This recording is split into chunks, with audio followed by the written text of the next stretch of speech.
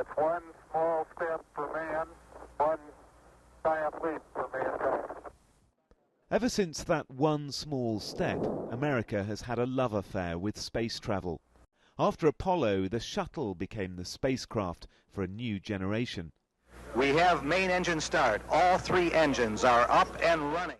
But as it reaches its final launch, what next for manned spaceflight? This could be it, the Orion multi-purpose crew vehicle. I'm one of a small number of civilians allowed inside the Orion. The capsule NASA hopes will be cheaper, safer and more adaptable than the Shuttle. Okay, ready for blast off? Tests are being carried out on Orion in the desert, ready for launch possibly by 2016. This is our Orion spacecraft mock-up. The capsule could one day take us to Mars and beyond. This is the future for the United States in manned spaceflight. That is for certain. The Orion vehicle is something that can allow man to go beyond low Earth orbit again. We certainly accomplished that in Apollo, but that was 40 to 50 years ago. And now it's time to be able to look again and see what can we do exploration-wise.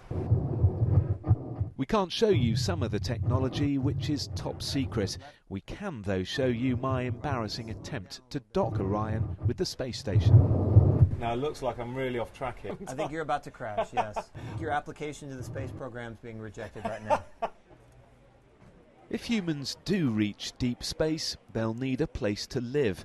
Could it be here? Hi. Hello, welcome to NASA's Habitat Demonstration Unit. Where could this sort of building be placed? It could be out in deep space, say going to an asteroid, study an asteroid. Could be on the surface of the moon. It could be in transit to Mars, or it could actually be down on the surface of Mars. And people could be living in it quite happily and working. Absolutely. This recreation area could rest on top of the pod, complete with its own sleeping quarters. 4 astronauts would be able to go to sleep up here after saying goodnight to Earth first, of course, through that porthole. Commercial organisations like Boeing are also testing possible spacecraft. Former astronaut Leroy Chow, though, is concerned they won't match the shuttle's versatility. For a reusable spacecraft, something that lands with a big thump on the ground doesn't lend itself to reusability as much as a vehicle that lands relatively softly on a runway. For now, manned space exploration remains a blank canvas as NASA works out how best to discover what's out there. Jonathan Samuels, Sky News, Florida.